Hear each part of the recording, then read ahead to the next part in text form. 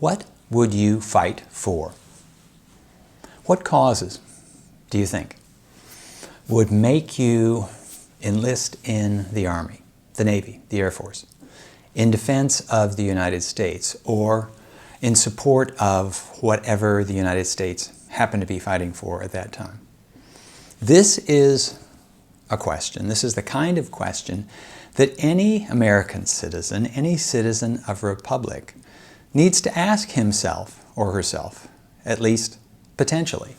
Because as an American citizen, as a citizen of whatever country a person lives in, you might very well be called upon, you might be asked, you might be ordered to join the military and to support the fight. And even if you yourself didn't participate directly in the war, as a citizen of this country, or any country, at least any democracy, any republic, you are at least partly responsible. You will be at least partly responsible for whatever the country goes to war for. So it's something that we all ought to think about.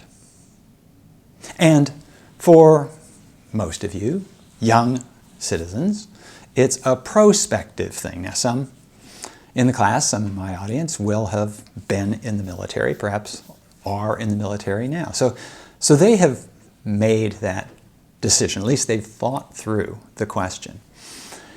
But if history is any guide, you will be called upon to ask these kind of questions during your life as a citizen, during your voting life. So it's something that you need to think about. And I could ask you to think about just in the abstract. So what sorts of things would you fight for if the United States were attacked by a foreign country? Would you feel obliged? Would you feel inclined to join the military, take up arms in defense of the country? This has been the case in some instances past, and it might very well be the case in the future. But, and I would say, just in my polling of students and other people, nearly all American citizens that I've run across would say, if the United States is attacked, yes, the United States should be prepared to respond. Now, that didn't always directly translate into, and therefore the person I'm speaking to, I would be willing to take up arms, but at least it's a worthy cause. So maybe I should parse the question out a little bit. So what causes warrant the United States going to war? So that's one version of the question. And then to make it more personal, what causes would inspire you to go to war? Now, it may be that you, some people in my listening audience, are philosophical pacifists who believe that force is never an appropriate response to any provocation. That if struck on one cheek, they turn the other cheek. If attacked, they come up with means other than attacking back in response. And there are certain religious groups, Quakers have been prominent among these, who take this pacifist view, that force is never the answer, almost regardless of the provocation. And if this is your philosophical view, fine. And it can be a very worthy kind of approach to take. However, it's worth asking yourself, I mean, should you have this view, anybody could ask this question though, it's worth asking, is this an appropriate position for a citizen of a country to take? It's one thing to say, I myself will never respond to force with force, but can I take that position for my country? Or to put it in the extreme case, morally should, a pacifist ever be elected President of the United States?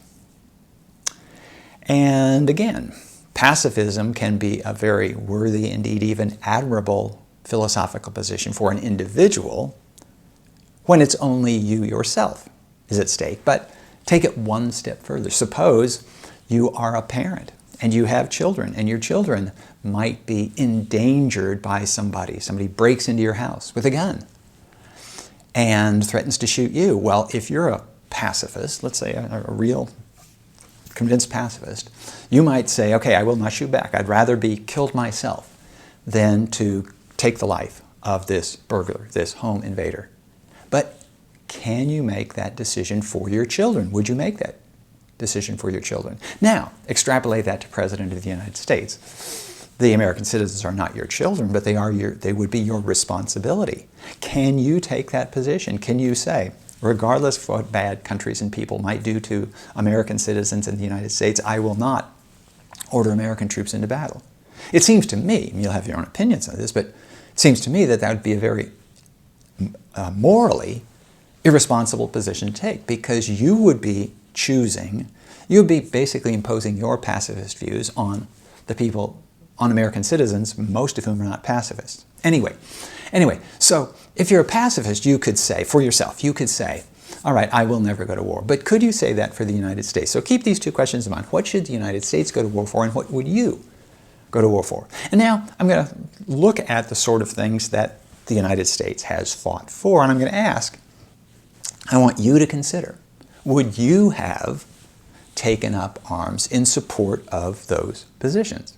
Now, I'm going to ask you to keep in mind that during most of America's wars, the decision of whether individuals would take up arms or not was not entirely within the scope of those individuals'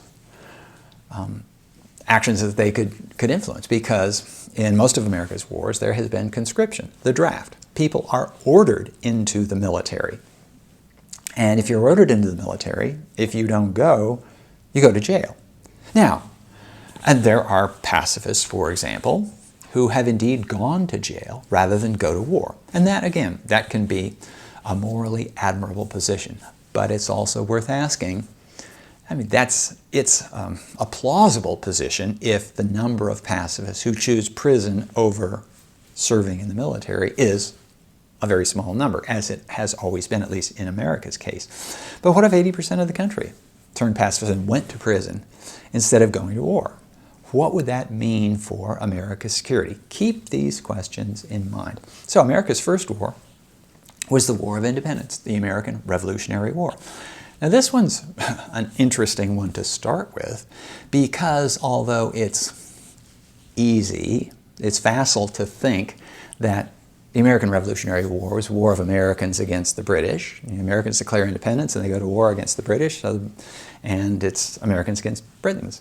But in fact, the Americans were hardly united. There was a very large group of Americans, we call them loyalists, they call themselves Tories, who thought that independence was a bad idea. They thought it was unjustified, they thought it was imprudent, and they stuck with the British side. They basically said, not only am I not going to war for American independence, in some cases they fought against American independence.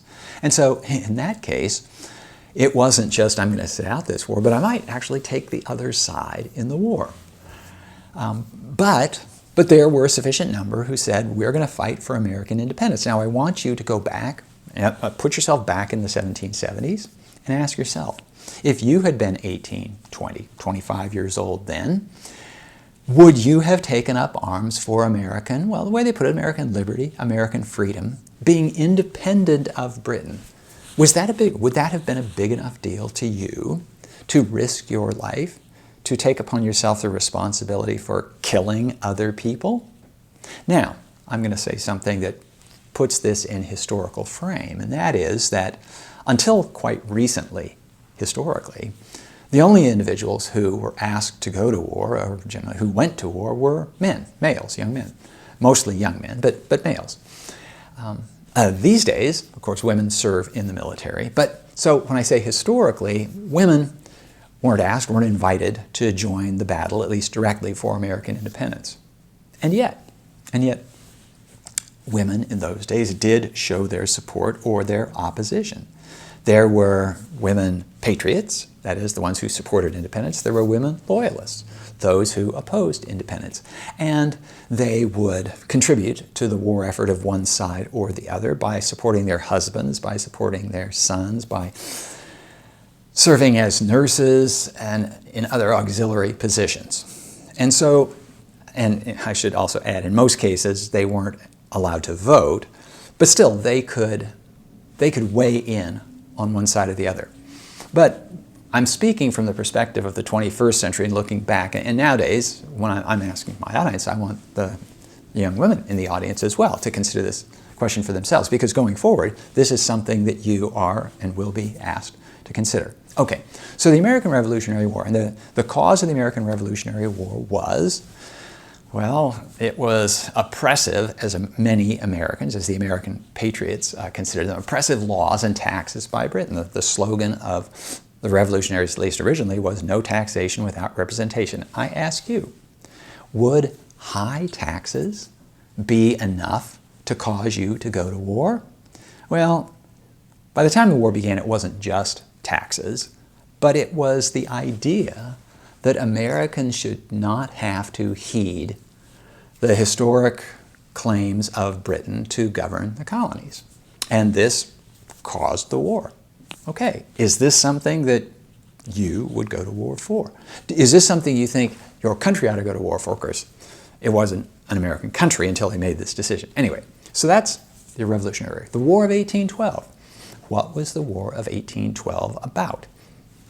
Well, it was about American complaints that the navies of Britain and France, but since it was a war against Britain, we'll focus on Britain. The British Navy was seizing American merchant vessels and preventing those merchant vessels from trading with France and France's allies. And Britain and France were at war at the time.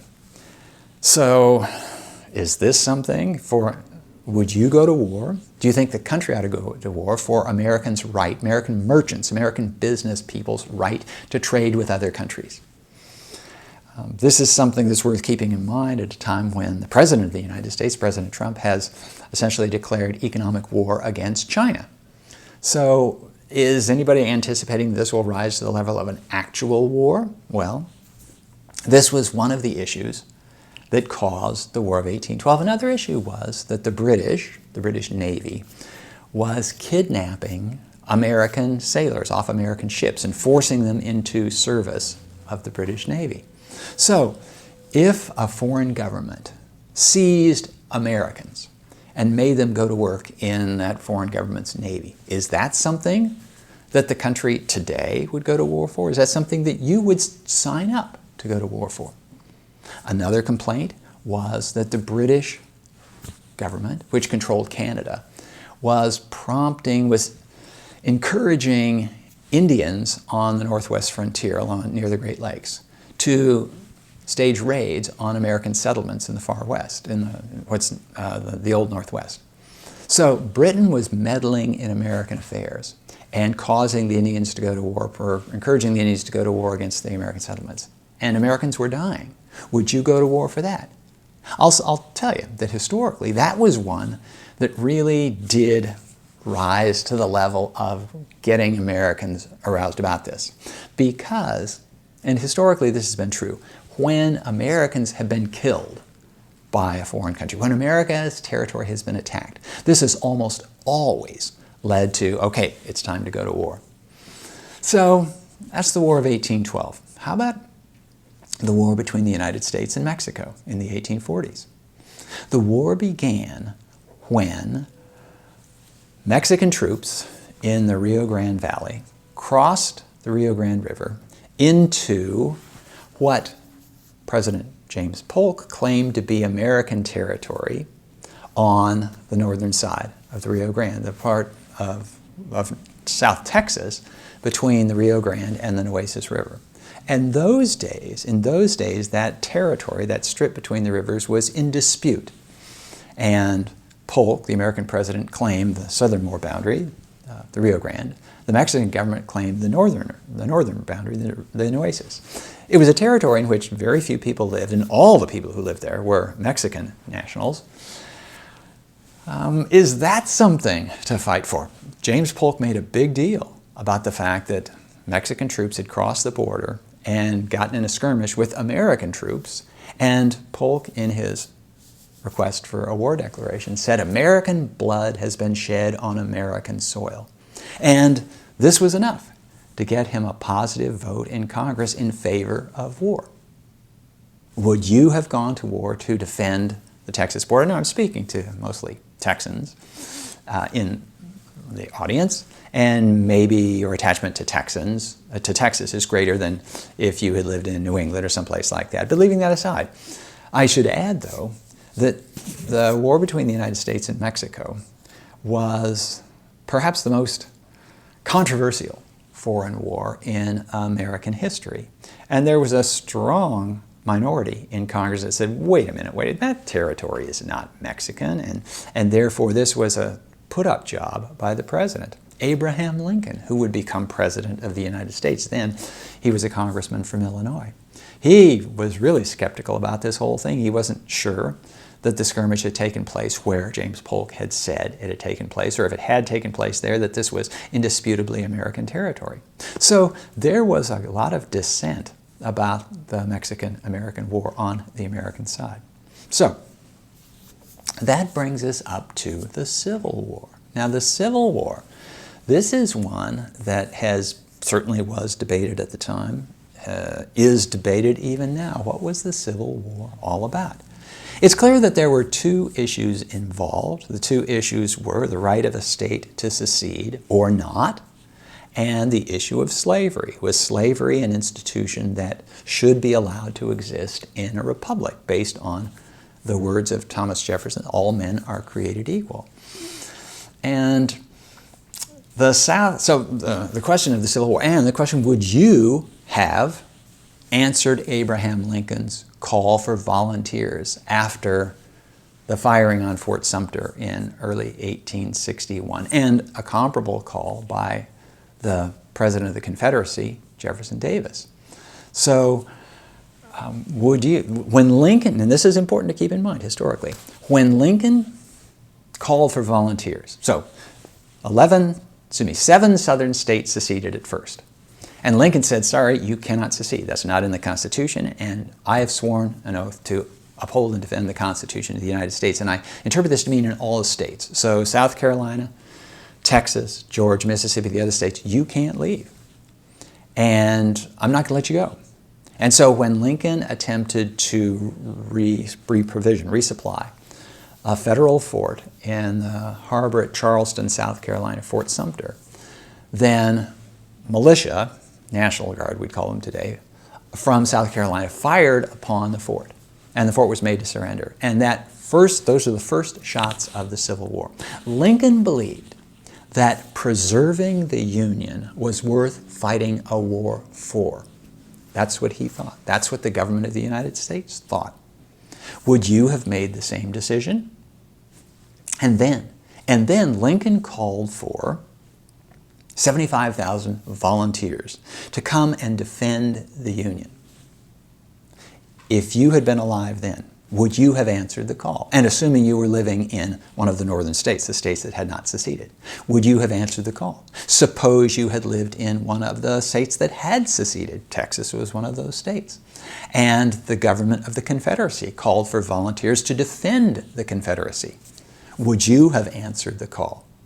Now, it's important, I guess, historically, it is important historically to bring up the fact that when Lincoln called for volunteers to defend the Union, he did not call for volunteers to fight a war against slavery. Lincoln did not initially think that the war against the South was a war against slavery. He made a point of saying that the southern states could keep slavery as long as they wanted. That was their constitutional right. But it was not their constitutional right, he said, to break up the Union. So he would fight to defend the Union. And I'll tell you, when Lincoln issued that call for volunteers, he asked for 75,000, he got 150,000 almost immediately. So his call for people to defend the Union against what? Against the challenge of secession by these 7 southern states, which immediately became 11 once Lincoln called for these volunteers, because now it looked like it was going to be a war of North against South, and Virginia was the biggest of the states, biggest of the slave states, and it said, okay, if there's going to be a war against the South, we want to be on the side of the South. So would you have answer the call? Would you have thought that the Union was worth fighting for, was worth risking your life for, was worth running the possibility of killing somebody else for? And one might ask from our distance, why did Lincoln not also say this is a war to end slavery? Well, partly because at that stage of the conflict and of his political evolution, he didn't think he had the constitutional authority to declare a war against slavery. But more to the point, Lincoln understood, and he's almost certainly right with this, if he had asked for 75,000 volunteers to fight a war to free the slaves, he wouldn't have got those volunteers. There was not any overwhelming support in the North for a war to free the slaves. It was the Americans, Northerners, would rally to the cause of the Union, but they weren't going to rally to the cause, at least not at that point, of emancipation. So, is this the sort of thing you would have fought for? Assuming you had been living in the North, would you have fought for this concept of union, for the idea that the United States needs to include all of the states it always had included, and that some of them couldn't peel off? Is that something that you would have fought for? It's worth keeping in mind because I'm not predicting this is going to happen sometime soon, but it's theoretically possible that there could be another attempt at secession.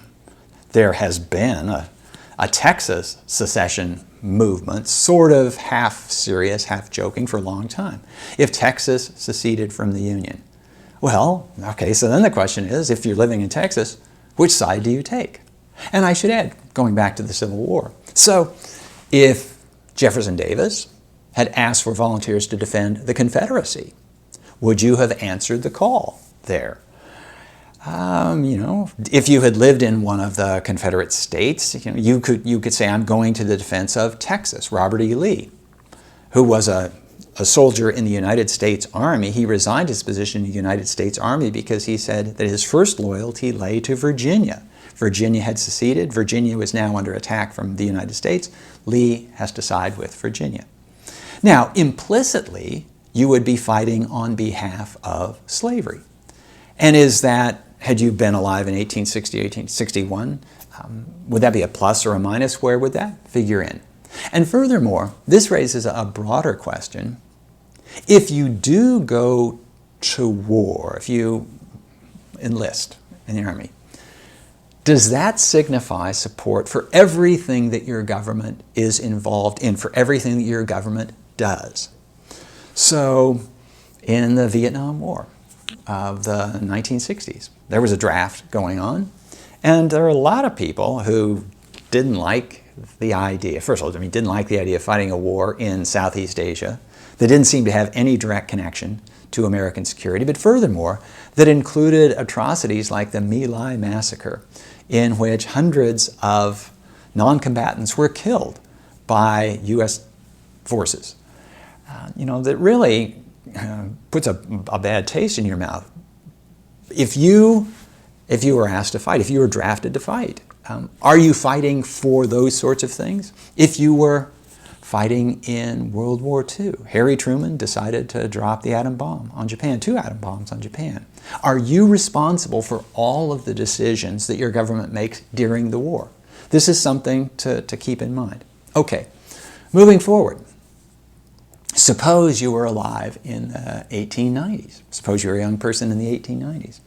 And civil war or a war of independence broke out in Cuba. Cuba, now we're not talking about the United States, we're talking about Cuba. Cuba was a colony of Spain at the time.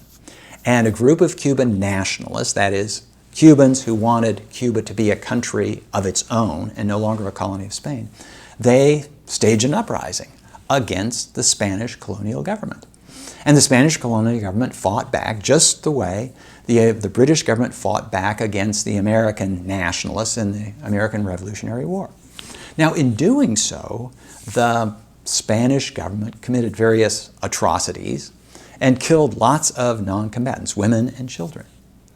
In the United States, there arose an outcry of Spanish brutality against innocent Cubans. And some people in the United States went so far as to say that this should warrant an American war against Spain.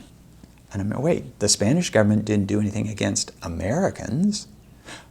But said these people, there are innocent people being killed in Cuba, and the United States potentially can stop these murders.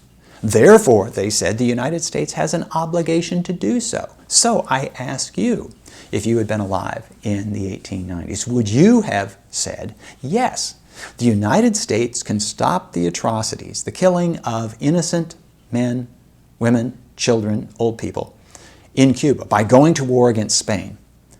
Would you have taken the position, yeah, that's what we need to do? If innocent people are being killed in some third country, would you consider that a cause for the United States to go to war? This has come up fairly recently. Syrian civil war went on for much of the 2010s. And in this war, among different groups in Syria, lots of civilians were killed, were rendered homeless, became refugees. And there were people in the United States who said the United States ought to go in there and do something to stop this war, to rein in the government, to stop this inhumanity. The United States has the power to do it, therefore the United States has the obligation to do it. I ask you, do you share that opinion? Maybe you were paying attention at the time and maybe you formed an opinion on this subject, but it's something to keep in mind.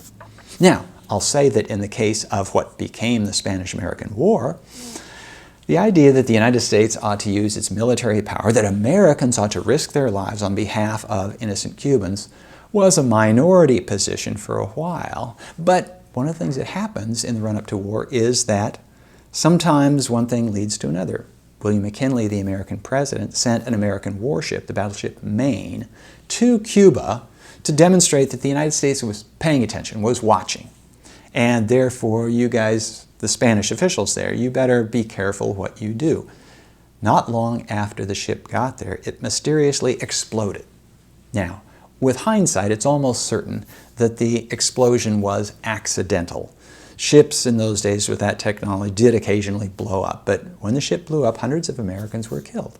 And it was tempting for those people who wanted a war against Spain. They wanted a war against Spain to stop the atrocities. They wanted a war against Spain because they wanted to eject Spanish power from the Americas. Some, like Theodore Roosevelt, wanted the United States to claim an international, a world role, and to seize the Spanish colony of the Philippines, giving the United States a foothold in East Asia. They had other reasons for wanting a war. But this one now, all of a sudden Americans have been killed. This is one that touches home. When Americans get killed, then Americans respond. And in fact, it prompted William McKinley, the president, to ask Congress for a declaration of war, and Congress said, yeah, okay, go to war. And all sorts of people volunteered to go fight the Spanish. So I ask you, would you have been in favor of war before the Maine exploded?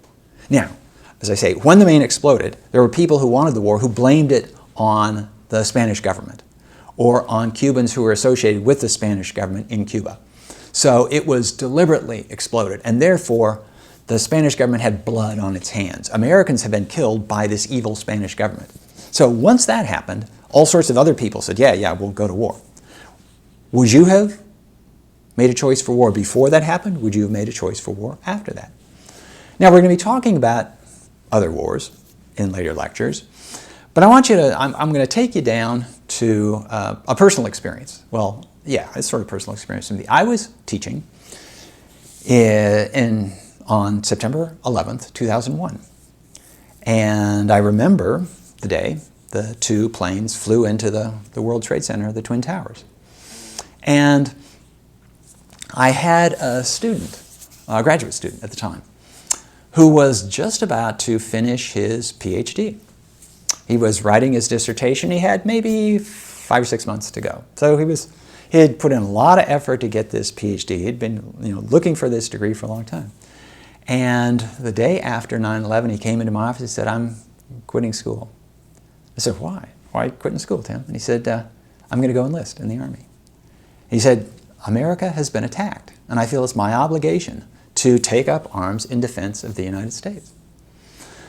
Now, I mean, there's an example of somebody who felt that the killing of Americans by Al-Qaeda, by these terrorists, was something that required a response like this. I ask you, if you had been of that age then, would you have made a similar decision? Now, I put these questions to you. I hope you don't have to answer these questions. I hope we don't go to war. I hope this country doesn't go to war during your lifetime. But I suspect that's not going to be the case. So these are questions that you, any citizen of the republic, need to ask themselves, need to keep in mind.